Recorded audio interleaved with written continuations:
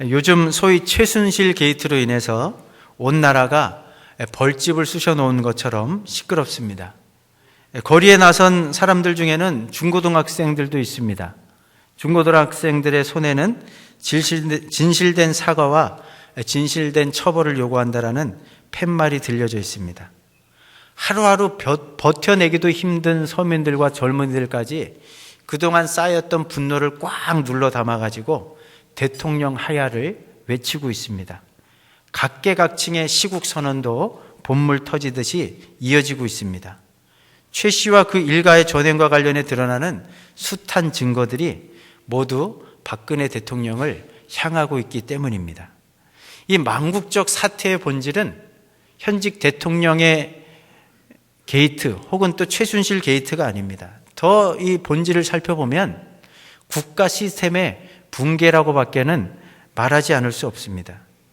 현재로서는 국민들의 요청대로 대통령이 물러나고 최 씨 일가와 하수인들을 단죄한다고 해서 당장에 이 나라가 새로워진다거나 이 나라가 아주 변혁적으로 올바로 설 수 있을 것이라고 생각하는 국민들은 거의 없습니다. 당장 내년에 새로운 대통령을 뽑아야 되는데 모든 국민들의 절대적인 지지를 받는 그런 인물이 아직도 나서지 않고 있다는 거죠. 그런데 요즘 이 사태를 보면서 국민들이 정말 자괴감을 느끼는 이유가 무엇입니까? 우리나라의 사실은 재벌 기업과 정치권의 이 정경유착의 문제는 하루 이틀의 문제가 아니었습니다. 여러분들, 그 재벌들이 운영하는 기업에서 반도체 공장에서 일하다가 병을 얻어가지고 죽음에 이르는 이런 상황 속에서 이게 직업과 무관하냐 유관하냐 그렇게 따지다가 결국은 재벌들이 그 죽어가는 딸들을 둔 부모에게 입막음하기 위해서 협상액으로 제시한 게 500만 원이잖아요. 근데 최순실 모녀에게 갖다 주기 위해서 수십억을 들고 나가는 것을 아까워하지 않는 게 재벌들 아닙니까? 이건 하루아침의 문제가 아니에요. 이 뿌리 깊은 이 정경유착의 고리를 어떻게 끊어내야 되는가? 정말 깊은 시름에 잠길 수밖에 없는 거죠. 또 검찰도 마찬가지입니다. 늘 정권의 눈치만 보다가 결국은 여론에 등 떠밀려가지고 최순실 씨에 대한 이 수사를 시작했지만 아주 중요한 이렇게 증거물들이 이미 인멸된 상황 속에서 뒷북 수사라는 그런 말을 들을 수밖에 없는 상황들이 결국은 벌어지고 있지 않습니까? 여러분들, 언론도 마찬가지입니다. 오직 진실만을 전해야 되는 게 언론인데 중요 언론들은 이미 비선실세 최 씨의 존재를 예전에는 몰랐을까요? 이미 다 알고 있었습니다. 근데 대통령이 힘을 쓰고 있을 때는 꼼짝도 못하다가 이제 대통령의 힘이 빠지니까 마치 먹잇감을 찾은 듯이 하이에나처럼 막 마구잡이로 달려들고 그러면서 추측성 보도까지 막 범람시키는 것이 오늘날 언론의 또 문제이지 않습니까? 뭐 여당과 야당은 말할 것도 없습니다. 그냥 이전 투구 밖으로 싸움만 하다가 결국은 이 국민들의 정서를 반영하지 못하고 국민들의 신뢰를 잃어버린 것이 양당의 모습이지 않습니까? 이런 상황 속에서 교계도 보면은 어수선하긴 마찬가지입니다. 보수적인 어떤 교회나 또 그런 생각을 갖고 있는 성도들은 이때야말로 그 어느 때보다 나라와 민족을 위해서 기도할 때라고 생각하면서 금식하며 기도하는 자리로 나가는 그런 교회, 성도들이 있습니다.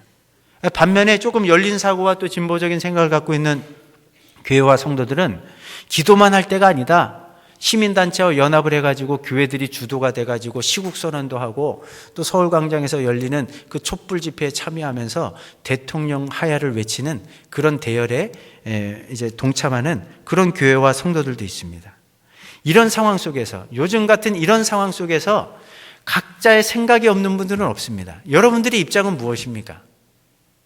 이 나라의 지금 상황을 바라보는 여러분들은 어떤 태도를 취하고 계십니까? 여러분들의 선택, 여러분들의 결정, 여러분들의 행동, 그것만 꼭 옳은 일이라고 생각하십니까? 우리나라의 이 상황을 바라보는 하나님의 마음은 어떤 마음일까요? 또 한국교회 성도들에게 하나님은 어떤 것을 기대하고 계실까요? 오늘은 모두의 마음속에 담겨있는 이런 질문들을 가지고 한번 오늘 말씀을 중심으로 말씀을 나누려고 합니다.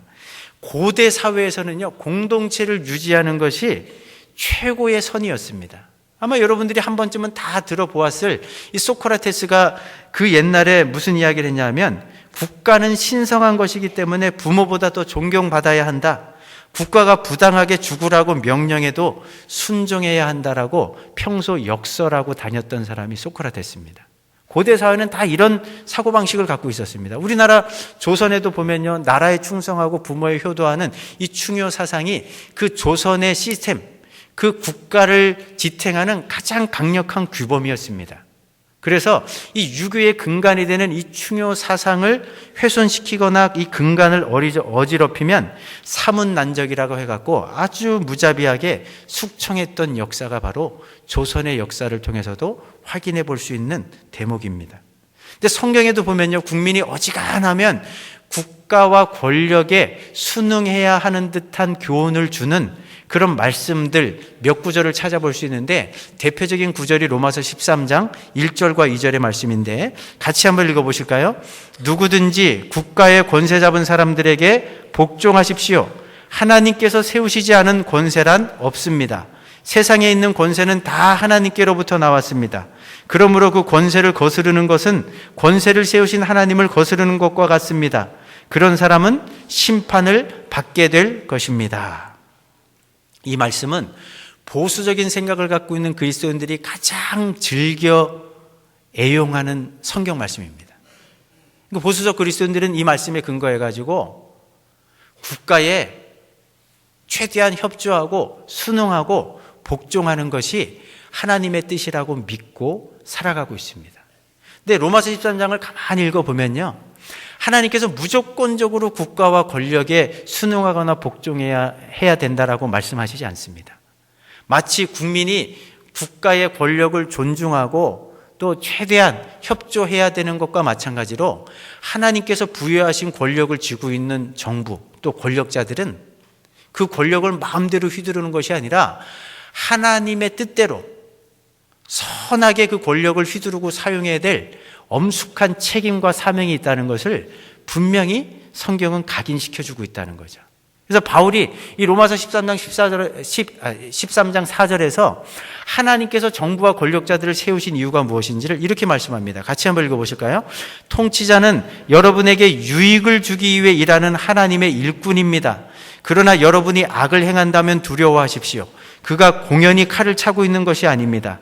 그는 하나님의 일꾼으로서 악을 행하는 사람에게 벌을 내리는 하나님의 진노를 집행하는 사람입니다. 그러니까 하나님께서 국가와 또 통치자들에게 권력을 손에 쥐어주신 이유는 뭐냐 하면 하나님을 대신해서 그 통치하는 땅에 하나님의 공의와 정의를 심어야 된다는 거예요. 그 땅에 불법이 난무하고 부조리가 난무하고 악이 가득하면 그런 사람들을 하나님이 부여하신 권력을 가지고 처단하고 또 제거하고 뿌리를 뽑고, 그래서 하나님께서 원하시는 평화로운 나라, 살기 좋은 나라, 하나님의 정의가 강물처럼 흐르는 그런 나라를 만드는데 이 권력이 사용된다는 것이 성경의 근본적인 취지라는 거죠. 그러면 이런 말씀을 들으면 요즘에 우리나라의 이 시국을 바라보면서 이 성도들의, 모든 성도들의 마음속에 이런 질문이 던져질 겁니다. 그러면 국가와 통치자들이 이 권력을 선을 이루기보다는 자꾸 악을 만드는데 활용할 때는 어떻게 해야 될 것인가? 국민에게 행복을 안겨다 주기보다는 큰 고통을 안겨다 주는 그 권력자들의 권위를 그대로 끝까지 인정하고 무조건 그 권위에 순응하고 복종해야 되는가? 이런 질문이 자연스럽게 떠오르지 않겠습니까? 그런 면에서 오늘 우리가 주목할 오늘 본문의 말씀을 한번 좀 들여다볼 필요가 있습니다. 오늘 본문에 등장하는 아합 왕은요, 이스라엘의 역사 가운데 최악의 왕입니다. 이 아합은요, 그때 당시 바알 종교의 본산이라고 할 수 있는 페니키아의 왕이었던 에토발의 딸 이세벨과 정략 결혼을 합니다. 그런데 이세벨의 그 배후에 노란한 이 아합이 결국은 하나님을 섬겨야 되는 이스라엘 백성 그 나라에 완전히 여호와의 종교를 다 제거해버리고 온갖 그 이스라엘 전역에 바알과 아사라의 신전들을 만들어 놓고 바알 종교로 그 땅을 아주 도배해버립니다. 그래서 찾아다니면서 하나님을 섬기는 선지자들이나 제사장들이 있을 때는 찾아내는 족족 이세벨의 명령에 의해서 다 죽여버립니다. 그리고 그 이스라엘 전역에 세워둔 바알과 아세라의 신당, 그 신전을 섬기기 위한 제사장들, 선지자들을 대량으로 수천 수만 명의 사람들을 양산하는 거죠. 그것만 그런 게 아니에요. 선량한 소시민으로 우리가 나봇의 이야기를 알고 있지 않습니까? 그 포도원을 갖고 있던 이 나봇의 포도원을 빼앗기 위해서 결국은 무자비하게 죽여버리고 그 나봇의 포도원을 왕실의 재산으로 강제 환수해버린 그런 악명을 떨치던 왕이 바로 아합 왕입니다. 근데 이런 아합 왕 밑에서 선지자 활동해야 됐던 사람이 엘리야고, 국내 대신으로 그 이제 정치에 참여했던 사람이 오베드입니다. 정말 하나님을 신실하게 믿고 따르면서 이 가장 악한 왕 밑에서 하나님 앞에 신실한 신앙의 그 모습을 보이면서 살아가는 것이 얼마나 힘들었겠습니까? 그런데 오늘 본문을 보면 최악의 왕으로 손꼽히는 아합 왕 밑에서 행동했던 엘리야 선지자, 또 오바댜의 이 모습을 통해서 우리가 이 시대 속에서 어떤 모습으로 살아가야 되는지, 또 작금의 이 사태를 어떻게 바라보고 어떻게 이제 행동하며 살아가야 될지에 대한 소중한 교훈의 말씀을 얻을 수 있습니다. 오늘 특별히 엘리야를 통해서 얻을 수 있는 교훈은 뭐냐면요, 예수 믿는 하나님의 자녀들에게 중요한 것은 왕이 아니라 왕을 세우신 하나님이고, 더 중요한 것은 왕의 뜻이 무엇이냐가 중요한 것이 아니라 그 왕을 세우신 하나님의 뜻이 무엇이냐가 훨씬 더 중요하다는 것을 보여주는 인물이 엘리야입니다. 오늘 우리가 읽은 이 본문 말씀 바로 한 장 전에 보면 17장 1절에 이미 3년 전에 하나님께서 엘리야를 아합 왕에게 보내가지고 당신이 행하는 악행 때문에 이 땅에 앞으로 수년 동안 비가 내리지 아니할 것을 왕 앞에서 면전에다 대고 예언하라고 말씀하십니다. 그런데 엘리야는요, 이거는 정말 왕 앞에서 악담을 늘어놓는 거예요. 나라를 축복하는 게 아니라 나라의 저주를 선언하는 겁니다. 그런데 이 하나님의 명령을 받들고 엘리야가 그대로 순종합니다. 근데 엘리야의 예언대로 그 이후로 이스라엘 땅에 비 한 방울 내리지 않아요. 땅은 쪽쪽쪽 갈라지고요, 농작물들은 다 말라서 비틀어집니다. 그러니까 백성들은 먹을 양식이 없으니까 결국 백성들의 원망이 누구에게로 향하겠어요? 왕에게 향하지 않겠습니까? 그러니까 아합 왕에게 이 엘리야 선지자는 눈에 가시 같은 존재였어요. 그래서 이세벨은 더 아주 그 살인마적인 관계를 가지고 전국을 수소문해가지고 엘리야 붙잡아갖고 죽이려고 혈안이 돼 있던 그런 시절에 3년 만에 하나님이 다시 나타나가지고 지금 아합 왕에게 가라는 거예요. 이번에는 좋은 소식이에요. 얼마 지지 않으면 이 땅에 비가 내릴 것이다. 좋은 소식이긴 하지만 자신의 목숨을 찾고 있는 아합 왕에게 엘리야가 나서는 것이 쉬운 일이었겠습니까? 어려운 일이었겠습니까? 구분이 안 가세요? 진짜 어려운 일이잖아요. 근데 오늘 가가지고 어떤 얘기를 합니까? 여러분들 1절 한번 읽어보실까요? 1절 한번 읽어보십니다. 많은 날이 지나고 제3년에 여호와의 말씀이 엘리야에게 임하여 이르시되 너는 가서 아합에게 보이라. 내가 비를 지면에 내리리라. 근데 이 말씀 듣고 2절에 보니까 토달지 않고 이의를 제기하지 않고 지금은 때가 아닙니다. 지금은 침묵하고 기도할 때입니다. 그렇게 얘기하지 않고 하나님의 말씀을 받들고 갑니다. 아합 왕 앞에 나섭니다. 엘리야는요, 왕의 눈치를 보는 사람이 아니야. 하나님의 눈치를 살피는 사람입니다. 엘리야에게 중요한 것은 아합이라는 왕이 중요한 것이 아니라 아합 왕을 세우신 하나님이 더 중요한 거예요. 그러니까 아합의 말, 뜻이 중요한 것이 아니라 지금 자신에게 말씀하시는 하나님의 말씀, 그 말씀 속에 담긴 하나님의 뜻이 중요했고 그 뜻에 순종하는 것이 중요했던 사람이 바로 엘리야라는 거죠. 여기에서 엘리야의 모습을 통해서 우리가 교훈을 얻어야 됩니다. 이 세상에 권력을 쥐고 있는 통치자들이 있어요. 그 권력자들을 세우신 하나님이 계십니다. 근데 하나님의 뜻과 권력자들의 뜻이 충돌할 때 하나님의 백성은 누구의 말을 들어야 됩니까? 하나님의 말씀을 들어야 되는 거죠. 여러분들 다니엘에서 말씀 보십시오. 다니엘의 세 친구 사드락과 메삭과 아벳느고가 그때 당시에 권력을 쥐고 있던 느부갓네살 왕이 자신을 위한 금신상을 커다랗게 만들어 놓고 직접 나서가지고 3명을 지목합니다. 사드락과 메삭과 아벳느고의 면전에 대고 이 금신상 앞에 절하지 않으면 당장에 내가 풀무불에 너희들을 던져 넣어 죽여버리겠다. 그렇게 얘기하는 권력자 느부갓네살 앞에서 다니엘의 세 친구가 뭐라고 반응하는지 아십니까? 그 명령을 내리는 느부갓네살 면전에서 이런 이야기를 합니다. 왕이여, 우리는 왕의 신들을 섬기지도 아니하고 왕이 세운 금신상에게 절하지도 아니할 줄을 아옵소서. 왕의 권위에 도전하는 거예요. 권력자에게 대드는 겁니다. 왜 그렇습니까? 지금 느부갓네살 왕이 명령한 금신상에 절하라는 이 명령은 우상을 만들지도 말고 사람이 만든 우상 앞에 절하지도 말라는 하나님의 명령과 정면으로 배치되는 것이기 때문에 왕의 명령을 따를 수가 없는 거예요. 이런 지에 거절하는 거죠.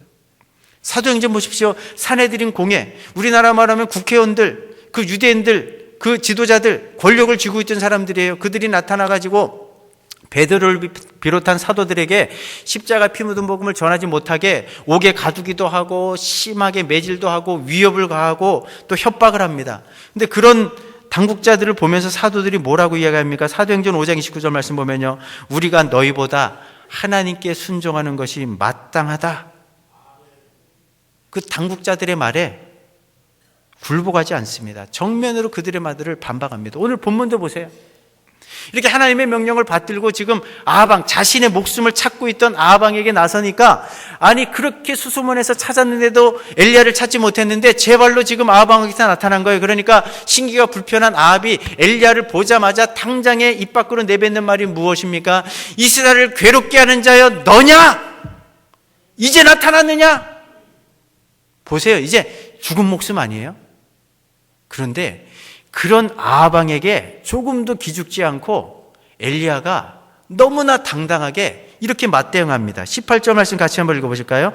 그가 대답하되 내가 이스라엘을 괴롭게 한 것이 아니라 당신과 당신의 아버지 집이 괴롭게 하였으니 이는 여호와의 명령을 버렸고 당신이 바알들을 따랐습니다. 이스라엘 땅에 3년 동안 비 한 방울 내리지 않고 그것 때문에 이스라엘 백성들이 이렇게 혹독한 고난의 시기를 거치는 이 이유가 무엇인지 아십니까? 나 때문이 아니라 당신과 당신 아버지 집이 하나님을 버렸고 하나님의 명령을 따르지 않고 하나님의 노염을 살 수밖에 없는 갖은 우상을 이 땅에 만들어 놓았기 때문입니다. 아방의 면전에서 그 아합의 잘못이 무엇인지, 하나님께서 원하시는 것이 무엇인지 그 죄를 정면에서 지적하는 이 엘리야의 모습, 이 모습을 통해서 선지자적인 역할을 감당해야 되는 교회와 성도들의 사명이 무엇인지를 찾아볼 수 있다는 거죠. 생각해 보십시오. 총선이 끝나고 나서 우리나라 국회의원 300여 명 가까운 국회의원 중에 예수 믿는 사람들, 기독교인으로 분류된 국회의원들이 몇 명이 된다 떠들썩했습니다. 오늘 이 사태를 한번 생각해 보십시오. 남의 이야기라고 생각하지 마시고 청와대 안에 예수 믿는 사람들이 왜 없었겠습니까? 여권이든 야권이든 친박이든 진박이든 정말 여권 실세들 중에 또 야당의 지도자들 중에 정보 강요들 중에 예수 믿는 사람들이 얼마나 많았습니까? 이미 이런 사태가 터지기 전에 청와대 실무진들, 여권의 실세들, 중요한 언론의 이제 국장 이상급의 사람들, 웬만한 정부 강요들, 비선실세 최 씨의 존재를 몰랐던 사람은 아무도 없어요. 근데 대통령이 힘을 쓸 때는 한마디도 하지 못했어요. 오늘 엘리야처럼 나서가지고 내가 국정에서 물러나는 한이 있더라도 혹은 또 내 공직에서 물러나는 한이 있더라도 내가 위협을 받는 한이 있더라도 이건 아니다. 이건 신앙인의 양심상 이렇게 나라가 운영돼서는 안 된다. 정말 충성스러운 마음을 가지고 직언을 해주는 크리스찬 한 사람이 없었기 때문에 오늘날의 이 사태가 터진 것 아니에요? 이 지경이 된 것 아닙니까? 여러분들, 이 교회의 전통을 보면요, 정말 하나님이 부여하신 권력을 선용하지 못하고 자꾸 악용하면서 하나님의 뜻을 거스르게 될 때 이 문제를 어떻게 처리할 것인지에 대해서 우리 교회사의 선배들이 참 오랜 시간 고민하다가 새롭게 만들어 놓은 것 하나, 좋은 전통 하나가 뭐냐면요, 시민 불복종의 권리입니다. 하나님이 부여하신 권력을 가지고 자꾸 하나님의 뜻대로 이 나라를 통치하지 못하고 또 정말 하나님의 뜻을 이 땅에 구현하지 못하고 오히려 그 반대되는 방향으로 갈 때 정당하게 성경 말씀에 근거해 가지고 그 권력을 거부할 수 있는 정당한 권리가 있다는 것이 교회 역사 속에서도 나옵니다. 물론 진짜 최악의 상황을 막기 위해서 전쟁이라는 차선의 악을 통해서 혹은 또 다른 극단적인 방법을 통해서 어떤 것들을 막아야 되는 그런 상황을 제외하고는 성경이 지향하는 방법론은 철저하게 비폭력 무저항이죠. 비폭력. 목적이 아무리 선하고 좋아도 그것을 이루어가는 방법 자체가 정당화될 수는 없는 거예요. 폭력적인 방법은.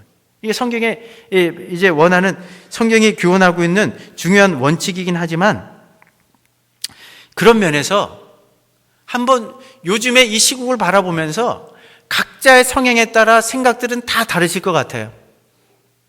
내가 생각할 때 지금의 최선은 정말 내가 그동안 비판은 했지만 나라를 위해서 금식 함께 한번 해보지 못했는데 금식을 하면서 구국의 기도를 드려야 되겠다.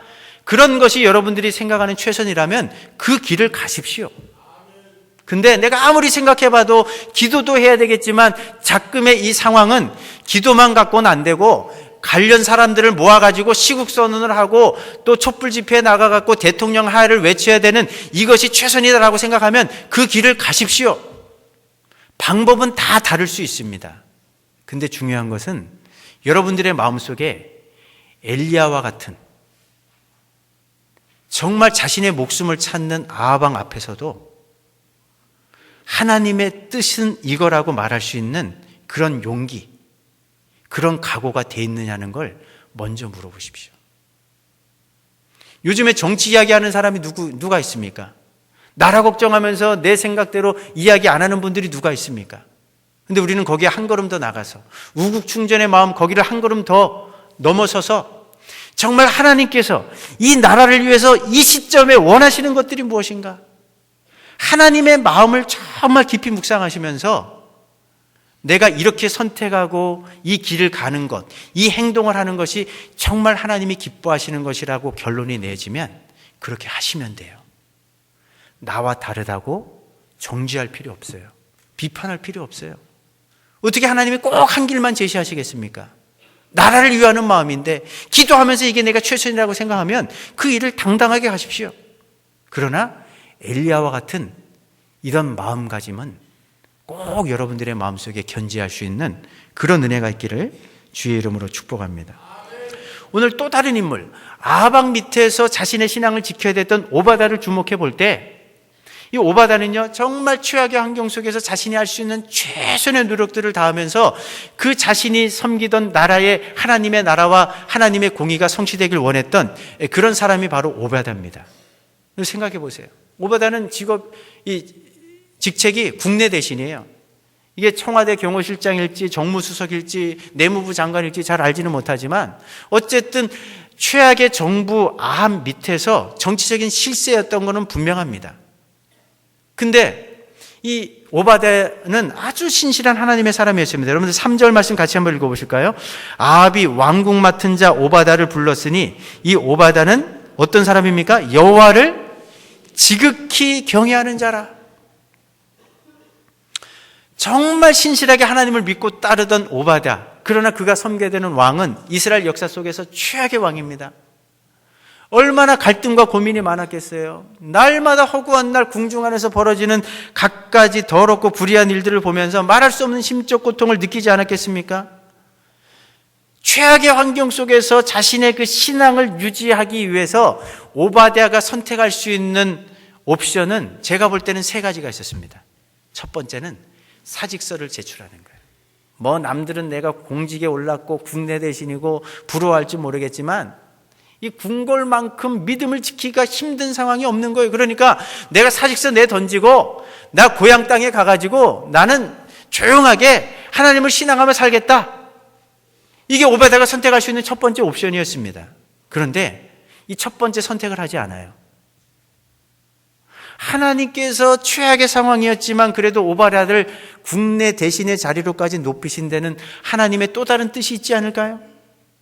그 주어진 영향력을 가지고 정말 하나님의 공의를 이 땅에 심는 그 일들을 위해서 쓰시기 위해서 오바댜를 세운 것 아닐까요? 여러분들 에스더 말씀 보면은 그 모르드게가 왕후가 된 에스더에게 이런 이야기를 하지 않습니까? 하나님께서 당신을 왕으로 세우신 이유가 바로 이때를 위함이 아니니까. 어쨌든 오바댜가 어떤 생각을 갖고 있었는지 모르지만 공직에서 물러나는 이 사직서를 던지는 일은 하지 않아요. 두 번째 그가 취할 수 있는 옵션은 무엇이냐면요, 쿠데타를 일으켜 갖고 그 최악의 정권이었던 아합 정부를 뒤집어 엎는 거예요. 충분히 명분도 있습니다. 아니, 하나님을 섬겨야 될 나라에 온통 우상의 나라로 만들어가고 있잖아요. 선량한 시민을 무자비하게 죽여버리고 그 재산을 강탈하고 있지 않습니까?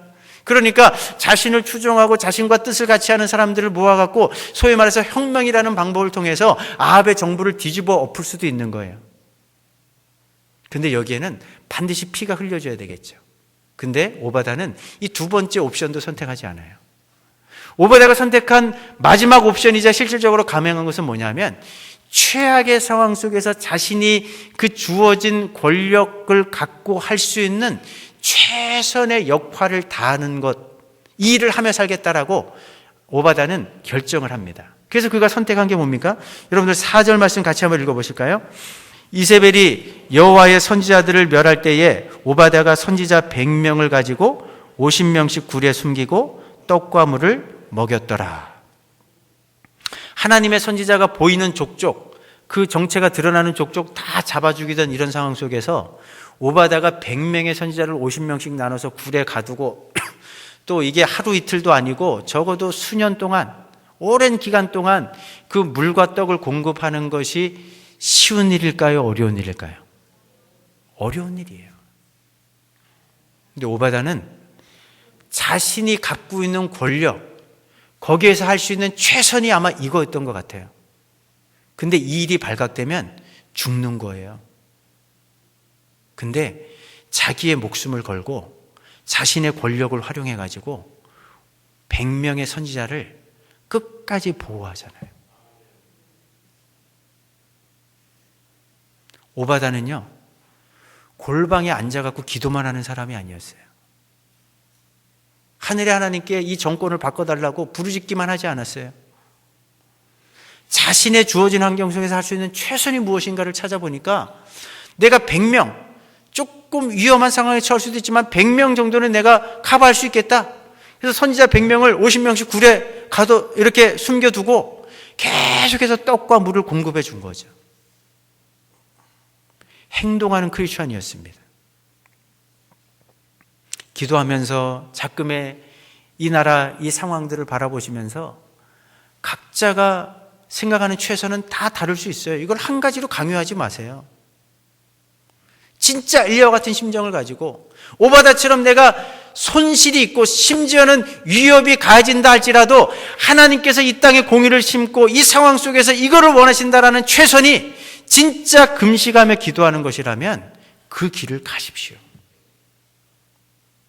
근데 금식하며 기도하는 정도 갖고는 안 되겠고,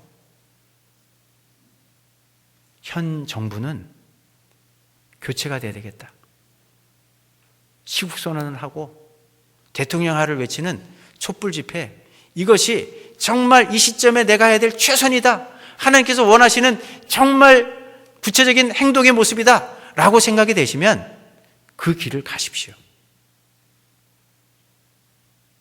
나와 생각이 다른 선택을 하고 나와 생각이 다른 결정을 하고 나와 생각이 다른 행동을 한다고 해서 비난하지 마십시오.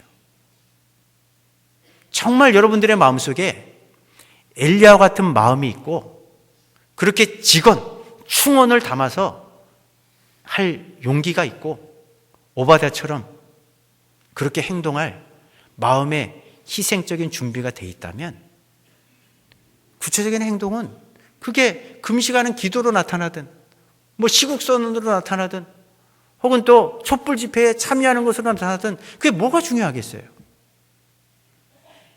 우리 교회 안에 다양한 분들이 계십니다. 근데 그냥 세상 사람들이 그냥 뭐 듣기 좋게 그냥 자기 생각을 그냥 끝도 없이 내뱉는 그 정도가 아니라 정말 하나님의 이 땅에 공의를 심으시길 원하시는데, 이 땅에 공법이 강물처럼 흐르기를 원하시는 게 하나님의 마음인데, 이런 상황, 이 사태를 바라보면서 진짜 하나님께서 원하시는 것은 무엇입니까? 하나님이 교회와 성도들, 우리들에게 요구하시는 것은 무엇입니까? 무엇이 최선입니까? 한번 절박하게 기도 한번 해보세요. 그러시면서 어떤 결정을 하시든지 간에, 어떤 행동을 하시든지 간에 정말 이 나라의 평화적인 통일뿐만 아니라 영광스러운 미래를 열어가길 원하시는 그 하나님 앞에 책임 있는 그리스도인으로, 행동하는 그리스도인으로 쓰임받을 수 있는 우리 창원대교의 모든 성도들 될 수 있기를 주의 이름으로 축복합니다. 사랑의 하나님, 감사합니다. 정말 이 땅에서 벌어지고 있는 망국적인 현실을 바라보며 모든 국민들이 분노를 넘어서 좌절하고 있습니다. 절망하고 있습니다.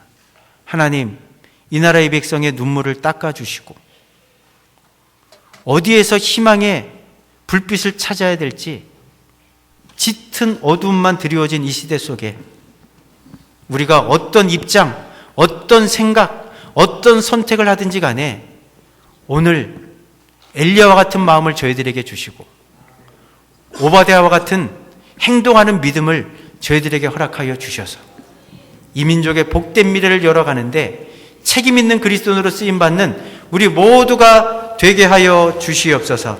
예수님 이름으로 기도합니다. 아멘. 우리 다 같이 일어나셔서 헌신송 부르시고 기도와 축도로 예배를 마치겠습니다.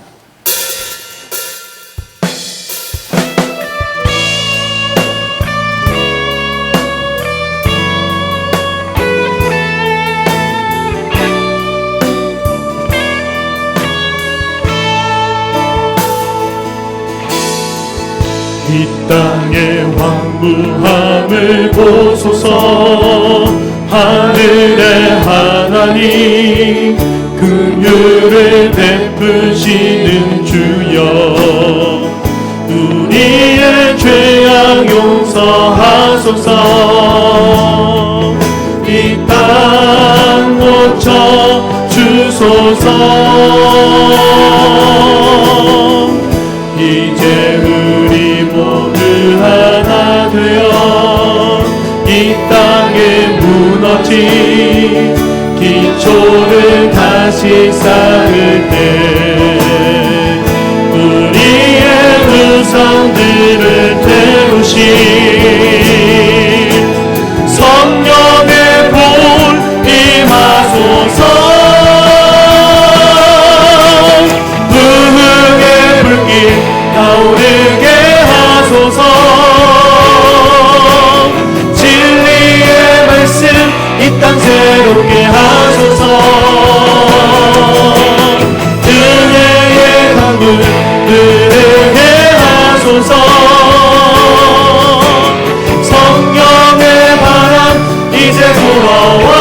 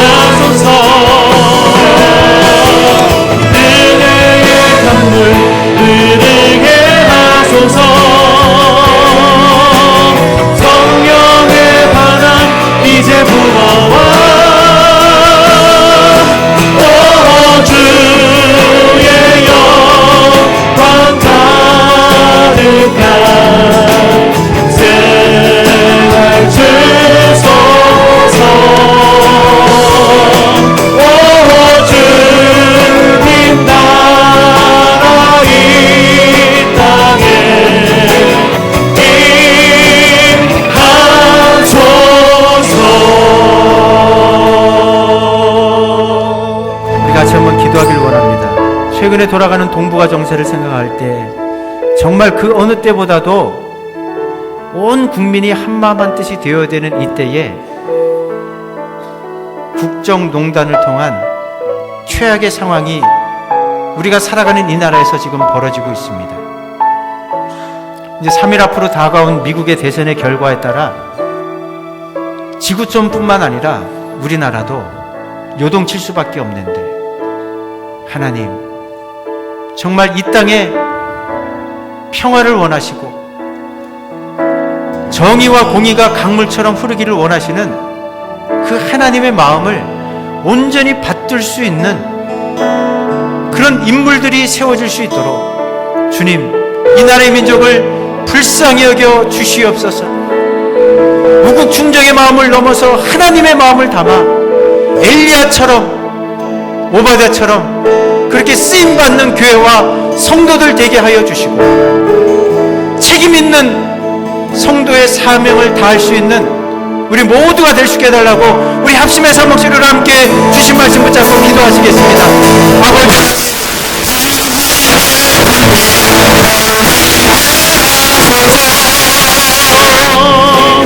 진리의 말씀 이 땅 새롭게 하소서. 은혜의 강물 흐르게 하소서. 성령의 바람 이제 불어와 모두의 영광 받으자. 세례 주소서. 오 주님 나라 이 땅에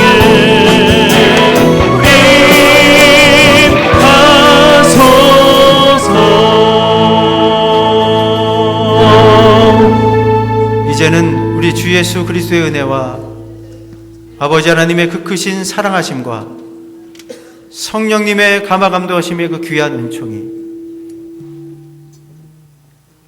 이 땅이 정의와 공의가 하수같이 강물처럼 흐르기를 원하시는 그 하나님의 마음을 헤아리며 이 상황 속에서 교회와 성도들이 감당해야 될 책임 있는 사명이 무엇인지, 오늘 엘리야의 자리에 서기를 원하고 오바댜의 자리에 서기를 원하는 이 간절한 마음의 열망을 갖고 우리나라의 평화적인 통일뿐만 아니라 영광스러운 미래를 끌어안고 책임 있는 그리스도인의 삶을 살기로 결단하며 돌아서는 주의 백성들이 왜 이제로부터 영원까지 함께 있을지어다. 아멘.